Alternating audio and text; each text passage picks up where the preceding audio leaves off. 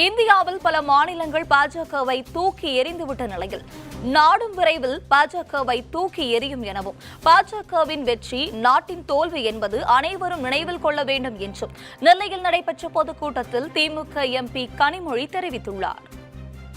எந்த மாநிலத்தை எடுத்தாலும் தமிழ்நாடா இருக்கட்டும், கேரளாவா இருக்கட்டும், கர்நாடகாவா இருக்கட்டும், தெலுங்கானாவா இருக்கட்டும், பஞ்சாபா இருக்கட்டும், டெல்லியா இருக்கட்டும், வெஸ்ட் பெங்காலா இருக்கட்டும், இப்படி எத்தனையோ மாநிலங்கள் இந்த பாஜகவை தூக்கி எறிந்து விட்டது. இந்த நாடும் அவர்களை விரைவிலே தூக்கி எறியும்.